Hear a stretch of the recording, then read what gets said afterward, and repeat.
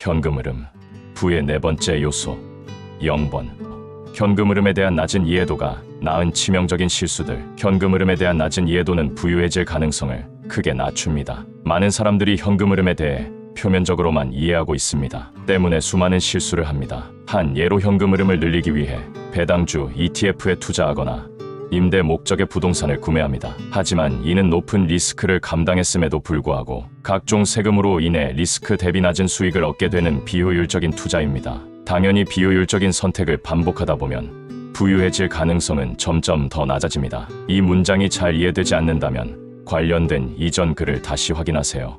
클릭. 또 어떤 사람들은 잉여 현금 흐름을 키우기 위해 소비를 줄이려 하지만 번번이 실패합니다. 소비를 줄이는 일은 단순히 적게 소비하기로 결심했다고 되는 일이 아닙니다. 자신의 욕구 시스템을 이해해야 합니다. 대부분의 사람들이 소비를 줄이려고 노력하지만 노력의 방향이 잘못된 경우가 많습니다. 또 다른 실수는 현금 흐름의 중요성을 과소평가해 현금 흐름 확보를 쉽게 포기하는 것입니다. 현금 흐름은 부유함의 필수적인 요소 중 하나입니다. 포기해서는 안 됩니다. 그럼에도 불구하고 많은 사람들이 잘못된 전략으로 현금 흐름을 확보하려다 실패하고 쉽게 포기합니다. 그 중요성을 온전히 이해하고 악착같이 현금 흐름을 확보하려는 사람은 매우 적습니다. 위와 같은 수많은 실수들로 인해 일명 부자, 거지가 탄생하기도 합니다. 보유 순자산 규모는 매우 큰데 극한으로 절약하며 살 수밖에 없는 사람들이 생각보다 많습니다. 이들의 삶은 흔히 우리가 생각하는 부자의 삶이 전혀 아닙니다. 이 모든 실수들을 해결하고 부유해지기 위한 첫걸음은 현금 흐름에 대한 이해도를 높이는 것입니다. 현금 흐름에 대한 이해도를 높이면 부유해지는 수많은 길이 보이기 시작합니다. 정기적으로 유입되는 현금 흐름 규모가 소비 수준을 넘어서게 되어 고용주에게 시간을 팔지 않아도 생활이 가능해집니다. 보유 자산을 무리해서 팔지 않아도 생활이 가능합니다. 그러니 미래에 부유해지기 위한 투자 규모도 크게 키울 수 있습니다. 부유해지는데 필수적인 각종 레버리지 전략을 안정적으로 가능하게 하는 것도 현금 흐름입니다. 부유해지는 여러 가지 길이 열리게 되는 것입니다. 이번 글에서 많은 사람들이 현금 흐름에 대해 오해하여 범하는 실수 3가지를 검토해보며 현금 흐름에 대한 이해도를 높여보겠습니다. 우선 현금 흐름을 정확히 정의하며 논의를 시작해보겠습니다. 우리는 현금 흐름을 다른 이익 창출 수단에서 발생하는 수익 대비 정기적이고 안정적으로 유입되는 현금 유입에서 소비를 제외한 금액으로 정의하겠습니다. 예를 들어 매매 차익 목적의 부동산 구매나 성장 주식 투자는 현금 흐름을 만드는 행위가 아닙니다. 현금 유입이 불확실하기 때문입니다. 반면 월급이나 임대 목적의 부동산 투자, 배당주 투자는 다른 수단들 대비 정기적이고 안정적으로 현금이 유입됩니다. 이것들은 현금 흐름을 만드는 행위입니다. 물론 앞서 언급했듯이 현금 흐름을 만드는 좋은 수단이라고 생각하지는 않습니다. 우리는 현금 유입은 늘리고 소비는 줄여서 현금 흐름을 늘려야 합니다. 이 현금 흐름에 대해 사람들은 어떻게 오해하고 있고 어떤 실수들을 범하고 있을까요? 하나씩 살펴보면서 현금 흐름에 대한 이해도를 높여보겠습니다. 1번. 현금 흐름을 늘리기 위해 세율이 매우 높은 방법을 선택한다. 현금 흐름과 관련한 대표적인 실수 중 첫 번째는 현금 흐름 확보 수단을 잘못 선택하는 것입니다. 특히 수익 발생 시 세율이 너무 높은 방법으로 현금 흐름을 늘리려는 시도는 매우 잘못된 선택입니다. 대부분의 나라들은 변동성이 높은 자산 매각 차익에 과세하는 세율보다 임금, 이자, 배당, 임대 등의 정기적인 수익의 세율을 훨씬 더 높게 책정합니다. 국가도 안정적으로 현금 흐름을 얻고 싶기 때문입니다.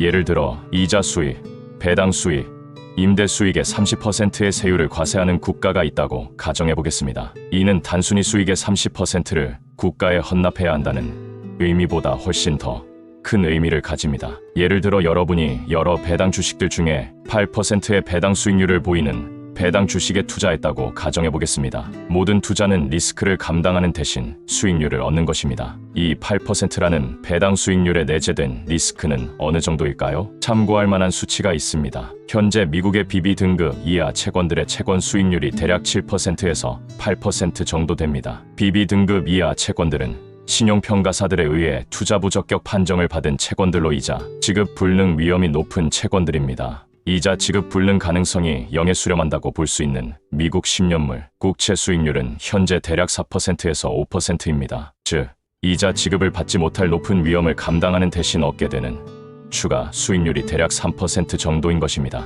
즉, BB 등급 이하 채권 수익률과 유사한 8% 배당 수익률에는 상당히 많은 위험이 내재되어 있습니다. 이 배당 주식에 투자하는 것은 여러분이 상당히 많은 배당 불지급, 리스크를 감당해야 한다는 말입니다. 그런데 여러분이 8% 배당 수익 중 30%를 세금으로 내게 되면 세금을 제외한 실질적인 수익률은 5.6%로 하락합니다. 투자 부적격 채권에 투자하는 수준의 리스크를 감당했는데 받게 되는 수익률은 무위험 채권에 투자했을 때와 비슷해지는 것입니다. 이는 단순히 얻은 수익의 일정 부분을 국가에 헌납하는 것 이상의 부정적 의미를 가집니다. 배당을 못 받을 경우들이 있을 수 있으니 이런 경우들을 대비하여 미리 많은 배당을 요구하는 것인데 세금 때문에 실질적으로 배당을 적게 받게 되면 리스크를 감당한 이유가 사라져버립니다. 이런 비효율적인 투자가 장기적으로 반복되다 보면 배당을 지급받지 못하는 경우가 많아지면서 전체적인 성과가 무위험 국채를 투자했을 때보다도 부진하게 됩니다. 물론 임금, 배당, 이자, 임대 수익에 적게 과세하는 국가에서는 해당 방법이 우수한 현금 흐름 창출 수단이 될 수 있습니다. 하지만 그렇지 못한 국가에서 배당 주식에 투자하거나 커버드 콜 ETF에 투자하거나 임대 목적의 부동산에 투자하게 되면 장기적으로 반드시 부진한 성과를 얻게 될 것입니다. 이런 국가에 살고 있다면 반드시 다른 현금 흐름 창출 수단을 찾아야 합니다. 실제로 일론 머스크를 비롯한 미국의 부유층들도 자신의 기업에서 임금이나 배당을 받지 않는 경우들이 있습니다. 자신의 기업을 상장한 후 주식담보대출을 정기적으로 받아 생활합니다. 주식담보대출은 수익이 아니니 현행법상 과세할 방법이 없습니다. 참고로 주식 가치가 계속해서 상승한다는 가정이라면 주식담보대출의 원리금은 사실상 평생 갚지 않아도 상관없는 영구, 자본 성격을 가지게 됩니다. 그래서 부자들이 애용하는 것입니다. 주식 가치가 하락하면 마진콜 위험이 있긴 하지만 보유 주식 가치 대비 대출금을 현저히 낮은 수준으로 유지만 한다면 이 위험마저도 사라집니다. 물론 이 방법은 이 글을 읽고 있는 대부분의 사람들은 불가능한 방법입니다. 여러분들도 가능한 방법을 여러 글들을 통해 차차 알려드리겠습니다. 2번.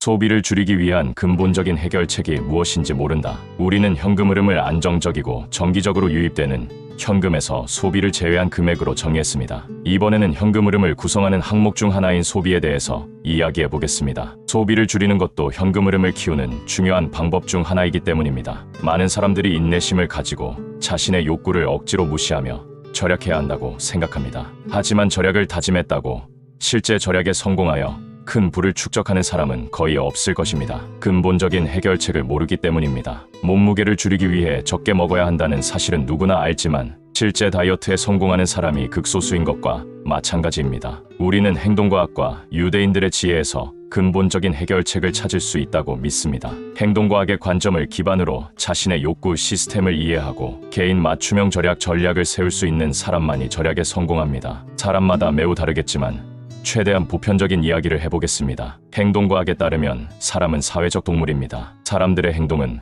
보통 긍정적인 관계를 얻기 위한 수단인 경우가 대부분입니다. 표면적으로는 다른 목적이 있는 것 같아 보여도 그 행동의 기저에는 내가 원하는 형태의 관계를 얻고 싶다는 욕망이 자리 잡고 있습니다. 여러분의 소비를 떠올려 보세요. 분위기 좋은 비싼 레스토랑에 갔나요? 와인을 마셨나요? 비싼 옷을 입었나요? 비싼 차를 구매했나요? 비싼 지역의 좋은 집을 렌트했나요? 그 모든 행동의 근본적인 동기는 무엇일까요? 여러 소비들에서 내가 기대하는 결과는 내가 좋아하는 사람과의 좋은 관계이지 않았나요? 대부분의 사람들이 좋은 관계 형성을 위해 소비합니다. 때문에 절약에 성공할 수 있는 가장 강력한 수단은 돈을 들이지 않고도 자신이 원하는 형태의 관계를 형성할 방법을 찾는 것입니다. 당연히 사람들마다 처한 상황이 다르기 때문에 모두에게 통용되는 구체적인 방법은 없겠지만 포괄적인 지침이 그렇다는 것입니다. 구체적인 사례 몇 가지만 이야기하면 남자들의 경우 운동을 하는 것이 절약, 성공 가능성을 증가시킬 수 있습니다. 스포츠를 잘하고 운동을 통해 매력적인 외모를 갖추게 되면 자신이 원하는 형태의 관계를 형성하는데 유리해지기 때문입니다. 소비하고 싶은 욕구가 줄어들 수 있습니다. 누군가에게는 저명한 학위를 취득하는 것도 도움이 될 수 있습니다. 세상은 하버드 대학원 졸업생이 저렴한 옷을 입었다고 절대 무시하지 않습니다. 그들은 돈을 쓰지 않더라도 원하는 관계를 형성할 가능성이 높습니다. 심지어 대화 능력을 키우는 것도 절약에 도움이 될 수 있습니다. 어떤 사람들은 자신의 부정적 말투 때문에 사람들에게 존중받지 못한다는 점을 자각하지 못합니다. 때문에 존중받기 위해 비싼 시계와 스포츠카를 구입하곤 합니다. 이런 사람들의 경우 말투만 개선하더라도 소비가 줄어들 가능성이 있습니다. 실제로 유대인들은 앞서 언급한 전략들과 같은 맥락의 전략으로 절약에 성공하고 부를 축적합니다. 참고로 부에 대한 높은 통찰을 서로 공유하는 유대인들은 전 세계 인구의 2%밖에 되지 않지만 상위 100대 부자 중 20%에서 25%를 차지합니다. 유대인들의 철학을 담은 탈무드, 유대교 경전, 유대교 율법 등 여러 문헌 자료들을 살펴보면 그들은 자신의 욕구 시스템을 이해하여 사치하지 않아도 만족할 수 있는 삶을 사는 방법을 찾는 것을 중요시 여깁니다. 특히 그 방법은 지식을 축적하고 사회에 기여하여 사회로부터 명예와 신뢰를 얻는 것이라고 강조합니다. 그러면 자연히 사람들의 존중을 얻게 됩니다. 그로 인해 이미 삶이 만족스럽기 때문에 사치에 관심이 사라집니다. 소비는 자연스레 줄어들고 나와 협력하고 싶은 사람들은 많아져서 돈을 벌 기회는 무궁무진해집니다. 결과적으로 매우 많은 부가 축적됩니다. 모두에게 통용되는 구체적인 절약 성공 방법은 없을 것입니다. 하지만 여러분은 행동과학을 이해하고 자신의 욕구 시스템을 이해하고 돈을 쓰지 않더라도 만족할 수 있는 방법을 찾아야 절약에 성공할 수 있을 것입니다. 절약에 성공해야 현금 흐름을 늘릴 수 있습니다. 3번. 현금 흐름의 중요성을 간과하여 현금 흐름 확보를 쉽게 포기한다. 일반적인 사람들뿐만 아니라 뛰어난 금융 지식을 가지고 있고 순자산 기준으로 매우 부유한 사람들조차도 현금 흐름 확보를 포기하는 경우들이 있습니다. 사람들이 현금 흐름 확보를 포기하게 되는 이유는 명확합니다. 부유해지는 데 있어서 현금 흐름 확보의 중요성을 과소평가하기 때문입니다. 중요성은 모르겠고 현금 흐름 확보는 어렵게 느껴지니 금방 포기하게 됩니다. 포기의 명분도 있습니다. 현금 흐름 확보를 포기하는 대신 미래의 순자산 규모가 커질 가능성을 늘리는 선택지들이 있기 때문입니다. 예를 들어 성장주를 사거나 부동산을 다수 매입하는 것입니다. 당장은 주가 대비 충분한 순이익이 발생하지 않는 성장주를 매수하면 당장은 현금 흐름이 추가되지 않지만 미래의 큰 주가 상승을 기대해 볼 수 있습니다. 마찬가지로 부동산을 다수 매입하는 전략도 현금 흐름을 늘리는 매력적인 대안은 아닙니다. 도시별로 차이는 있지만 부동산 월세 수익률은 적으면 2%에서 정말 많아봐야